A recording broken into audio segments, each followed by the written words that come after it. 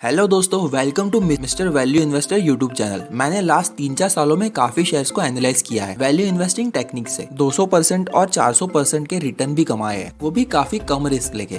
वैसे कम रिस्क कैसे? क्योंकि हमने तो कोट सुना है high risk high returns. Value investing case में ऐसा बिल्कुल नहीं है। हम आज डिस्कस करने वाले हैं जीएम ब्रेवरीज के बारे में, जो कि एक लीगल स्टॉक है। वैसे जान लो कि वैल्यू इन्वेस्टिंग टेक्निक उन लोगों के लिए काम आती है जो कंपनी की इंट्रिंसिक वैल्यू फाइंड करते हैं इन्वेस्टमेंट करने के लिए, अगर वैल्यूएशन उनको सही लगे तो। वैसे इंट्रिंसिक वैल्यू होती क्या है? चिंता मत करो, वीडियो में आगे पूरा डिस्कस करेंगे इसे। जीएम ब्रेवरीज बनाती क्या है? ये कंपनी मैन्युफैक्चर करती है अल्कोहलिक बेवरेजेस जैसे कि country liquor and Indian made foreign liquor. अब कंपनी के बिजनेस में इकोनॉमिक मोड भी है, मतलब कि कुछ ऐसी खास बात जो बाकी बिजनेस और बाकी स्टॉक से इस कंपनी को आगे रखती है। ये कंपनी कंट्री लिकर में सिंगल लार्जेस्ट मैन्युफैक्चरर है महाराष्ट्र स्टेट में।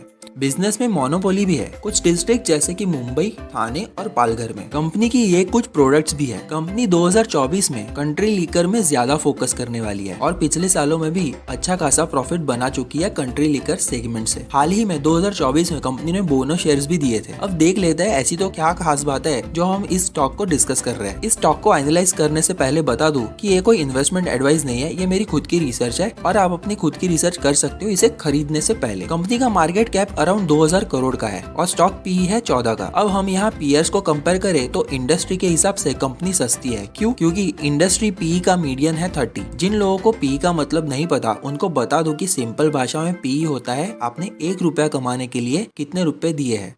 यहाँ कंपनी का पीई रेशियो है 14, तो आपने 14 रुपीज दिया है 1 रुपया कमाने के लिए। स्टॉक का ROCE मतलब कि रिटर्न ऑन कैपिटल एम्प्लॉयड 23.5% है और ROE मतलब कि रिटर्न ऑन इक्विटी 19.6% है। मोस्टली मैं प्रीफर करता हूँ कि ये दोनों रेशियोज 15% से ज्यादा हो। अब ROCE और ROE क्या है कि मैं एक डिटेल वीडियो एनालिसिस का बनाऊंगा तो उसमें एक्सप्लेन कर दूंगा। वैसे आप सुन लो कि ये ज्यादा होना अच्छी बात है और मोस्टली 15% से ज्यादा होना चाहिए। पर 1 साल के रिटर्न से क्या होगा? विराट कोहली भी कंसिस्टेंट परफॉर्म करता है तब जाके फेमस होता है। तो आपको भी ROCE और ROE 1 साल का नहीं बल्कि 3 साल, 5 साल और 10 साल का चेक करना चाहिए। तो हम आ चुके हैं एक्सेल शीट पे जहाँ पे हम return on capital employed check करने वाले हैं। So return on capital employed कितना है?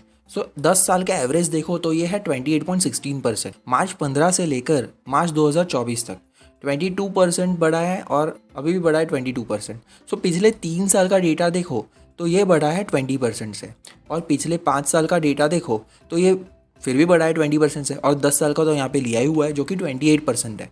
तो ये बहुत अच्छी बात है कंपनी के लिए, ठीक है। रिटर्न ऑन कैपिटल एम्प्लॉयड 15% ज़्यादा होना चाहिए और हमें मिल रहा है एवरेज 28%।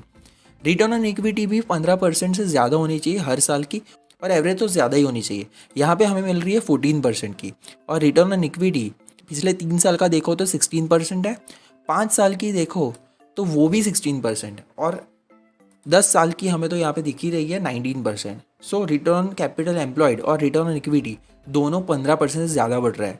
तो ये कंपनी के लिए बहुत ही अच्छी बात है, ये अच्छी ग्रोथ से बढ़ने वाली कंपनी है।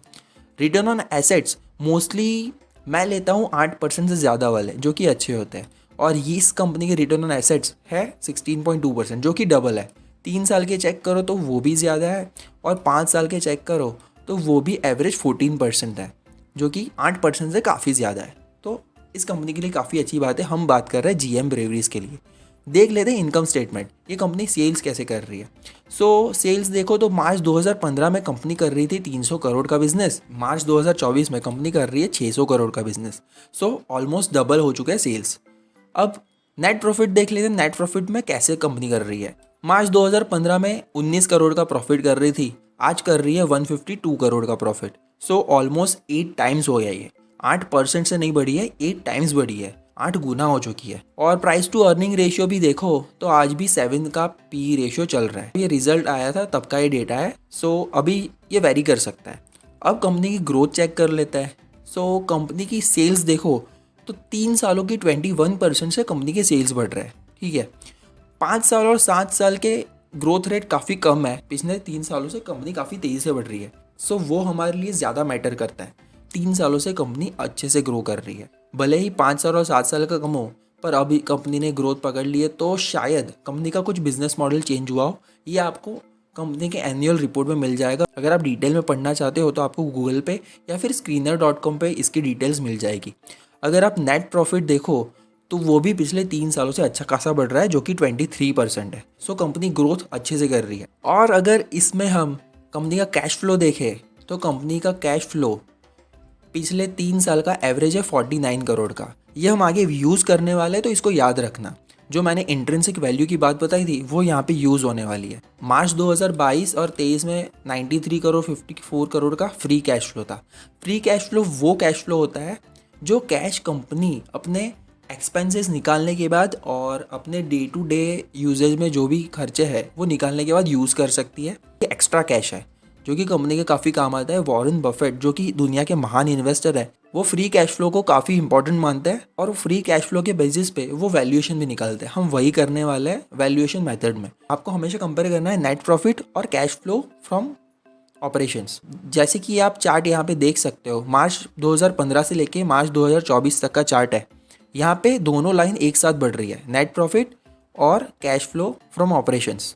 नेट प्रॉफिट और कैश फ्लो फ्रॉम ऑपरेशंस, ठीक है, ये दोनों लाइन, ये दोनों ग्राफ साथ में बढ़ने चाहिए, जो कि कंपनी के लिए बहुत अच्छा है। मीन्स कि आपका सिर्फ पेपर पे प्रॉफिट नहीं है, आपका प्रॉफिट कैश में भी आ रहा है, मतलब कि कंपनी एक्चुअल में प्रॉफिट कमा रही है। ये आपको काफ़ी काम आएगा आगे। सो हमने प्रॉफिटेबिलिटी टैब डिस्कस कर लिया, कैश फ्लो डिस्कस कर लिया, इनकम स्टेटमेंट भी देख लिया। चलो देखते हैं इनकम स्टेटमेंट में प्रॉफिट मार्जिन को। अब यहाँ पे एवरेज प्रॉफिट मार्जिन कंपनी का 21% है। ये बहुत ध्यान से सुनना, मैं एक इंपॉर्टेंट चीज़ डिस्कस करूंगा यहाँ पे। मिनिमम प्रॉफिट पिछले सालों का, पिछले 10 सालों का 13% रहा है, ठीक है, जो कि 2015 में ही रहा है। अब मैक्सिमम प्रॉफिट रहा है 26%। तो ये कंपनी साइक्लिकल कंपनी है, इसके प्रॉफिट मार्जिन बार बार चेंज हो रहा है। एक कंसिस्टेंट प्रॉफिट जैसे 15 से 20 के बीच में या 15 से 18 के बीच में चलता रहता, तो ये कंपनी मोस्टली हम गिन सकते हैं कि कंसिस्टेंट प्रॉफिट बना रही है और मार्जिन भी कंसिस्टेंट है। पर ये 13% से लेकर 26% तक वेरी कर रहा है और अभी चल रहा है 18%। तो जब भी आप कंपनी को बाय कर रहे हो तो मोस्टली ट्राई करो कि ये प्रॉफिट मार्जिन हमेशा कम हो, मोस्टली एवरेज से। ये अच्छी बात मानी जाती है। आपको आगे पता चलेगा कि मैंने इसे क्यों बोला, बट आप ये अभी के लिए याद रख लो। हम जब डिटेल एनालिसिस सीखेंगे नेक्स्ट के कुछ वीडियोस में, इसको एक्सप्लेन करूंगा कि क्यों ये कम होना चाहिए। तो आपको याद है हमने इंट्रिंसिक वैल्यू के बारे में डिस्कस किया था। इंट्रिंसिक वैल्यू वाला पार्ट यहाँ पे आता है डिस्काउंटेड कैश फ्लो मेथड में। DCF यानी कि वही है, डिस्काउंटेड कैश फ्लो मेथड। सो आपको याद है हमने आगे डिस्कस किया था कि एवरेज कैश फ्लो जो कंपनी का है वो 49 करोड़ का है। जैसे कि कैश फ्लो वाले टैब में 3 साल का एवरेज कैश फ्लो लिया था हमने 49 करोड़, और यहाँ पे हमने वो एवरेज इनिशियल कैश फ्लो गिना है 49 करोड़ का। तो अगर मैं ROE के हिसाब से, रिटर्न ऑन इक्विटी के हिसाब से 16% की ग्रोथ गिनूँ अगले कुछ सालों के लिए, तो इसकी वैल्यूएशन निकल के आती है 542 रुपीज़ और कंपनी का रेट अभी चल रहा है 902 रुपीज़। ये तब की कंपनी की प्राइस है जब मैंने ये शीट एक्सपोर्ट की थी। अगले कुछ सालों के लिए मैं 16.87% का ग्रोथ रेट एक्सपेक्ट कर रहा हूँ कंपनी से। प्राइस आ रहा है 542 रुपीज़ का, इसकी वैल्यूएशन है। अगर मैं इसको चेंज कर दूँ, मतलब कि ग्रोथ इसकी 15% की कर दूँ, तो प्राइस बढ़ जा रहा है 601 रुपीज़। मतलब कि इन्वेस्टर्स अलग अलग ग्रोथ रेट एक्सपेक्ट करे तो ये प्राइस चेंज होती रहती है। मैंने ग्रोथ रेट एक्सपेक्ट किया है इसकी ROE के हिसाब से, मतलब कि जो कि है 16.87% कुछ सालों के लिए। उसके बाद में मैंने कुछ ग्रोथ रेट कम किया है, वो आपको मैं समझाऊंगा जब मैं डिटेल में वैल्यूएशन पे वीडियो बनाऊंगा, ठीक है। सो अभी के लिए समझ लो डिस्काउंटेड कैश फ्लो मेथड से ये होता है। अब हम आते हैं इंट्रिंसिक वैल्यू पे। अब मेरे हिसाब से, ये मेरी रिसर्च है और इसके हिसाब से इस कंपनी की वैल्यू बनती है 887 रुपीज़। ये वैल्यू मैंने कैसे निकाली? मैंने अलग अलग वैल्यूएशन मॉडल्स यूज़ किए हैं, जैसे कि धंधो इन्वेस्टर मॉडल, DCF मॉडल मतलब कि discounted cash flow model, total returns और पैग रेशियो मॉडल। अब इन सारे रेशियोज़ के हिसाब से इनकी कुछ वैल्यूज़ आ रही है। उन वैल्यूज़ में मैंने ये इंट्रिंसिक वैल्यू निकाली है। हर वैल्यूएशन मॉडल पे हम पूरी तरह भरोसा नहीं कर सकते।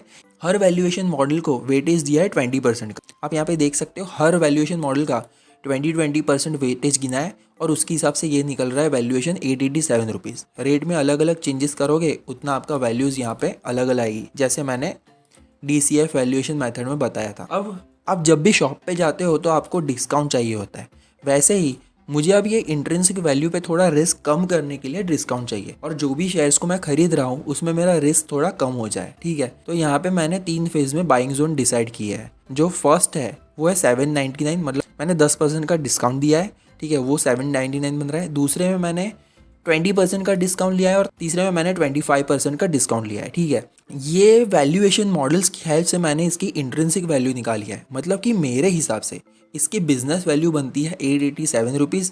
इसकी शेयर प्राइस अभी चल रही है 902 रुपीज़। अब जब कभी भी इस शेयर की प्राइस 887 से नीचे गिरेगी, मतलब 799 आएगी, 710 आएगी या 665 आएगी, तब मैं इसे खरीदूंगा। यह आपके लिए कोई इन्वेस्टमेंट एडवाइस नहीं है। सो आप इससे सीख सकते हो कि वैल्यूएशन मॉडल्स कैसे काम करते हैं। तो ये मेरे बाइंग एंटरप्राइज है और ये मेरी सेलिंग एंटरप्राइज है। अगेन ये सेलिंग एंटरप्राइज चेंज होती रहती है क्योंकि इसका बिजनेस मॉडल चेंज होगा, तो इसके वैल्यूएशंस चेंज होंगे और उसके हिसाब से इसके ग्रोथ भी चेंज होंगी। इसलिए ये वैल्यूएशन की जो टारगेट है, इसका स्क्रीनशॉट आप चाहो तो ले सकते हो, पर मे बी ये अभी के लिए सही हो, पर नेक्स्ट कुछ सालों में चेंज हो जाए। तो GM ब्रेवरीज की इंट्रिंसिक वैल्यू हमने निकाल ली है 887 रुपीज़, और इंट्रिंसिक वैल्यू हम थोड़ा डिस्काउंट लेंगे जो कि 10% का डिस्काउंट है, तो हम इसको 800 रुपये में खरीदेंगे। मोस्टली 800 के ऊपर मैं इसके नहीं खरीदूंगा क्योंकि ये मेरा लॉस है कि मैं इसके इंट्रिंसिक वैल्यू से ज़्यादा प्राइस पे कर रहा हूँ। और हम इंडियंस को वैसे भी ज़्यादा प्राइस देना पसंद नहीं है, हम मोस्टली सस्ता प्रीफर करते हैं, तो स्टॉक में सस्ता क्यों ना ले। अपने रिस्क को कम करने के लिए वैल्यूएशन टेक्निक है जिसको हम वैल्यू इन्वेस्टिंग मेथड बोलते हैं। तो ये था पूरा डिटेल एनालिसिस GM ब्रेवरीज के बारे में। वैसे यहाँ पे हमारी GM ब्रेवरी स्टॉक का पूरा डिटेल एनालिसिस कंप्लीट हुआ। मैंने इंट्रिंसिक वैल्यू भी डिस्कस कर ली, हमने ग्रोथ स्ट्रेटेजी भी डिस्कस कर ली, एक कंपनी 2024 में कौन से सेगमेंट में फोकस करने वाली है हमने वो भी डिस्कस कर लिया, इसकी ग्रोथ कितने रेट से होने वाली है वो भी देख लिया पास्ट में, और फ्यूचर में इसका प्राइस कहाँ तक जा सकता है वो भी डिस्कस कर लिया। तो ये डिटेल एनालिसिस था GM ब्रेवरीज के बारे में। कैसा रहे अगर एक कंपनी की वैल्यूएशन 1 लाख करोड़ हो और उसके पास कैश 2 लाख करोड़ का हो, क्या आप ऐसी कंपनीज को खरीदना चाहोगे या ऐसी कंपनी का एनालिसिस देखना चाहोगे? ऐसे ही एक कंपनी का केस मेरे पास है जिसको मैं बहुत जल्दी बाय करने वाला हूँ अपनी रिसर्च के थ्रू। तो अगर आप इस कंपनी को जानना चाहते हो तो नीचे कमेंट करो, इसके बारे में मैं एक डिटेल वीडियो बनाने वाला हूँ। तो ऐसे वीडियोज़ के लिए इस चैनल को सब्सक्राइब करो और अपने दोस्तों के साथ भी शेयर करो।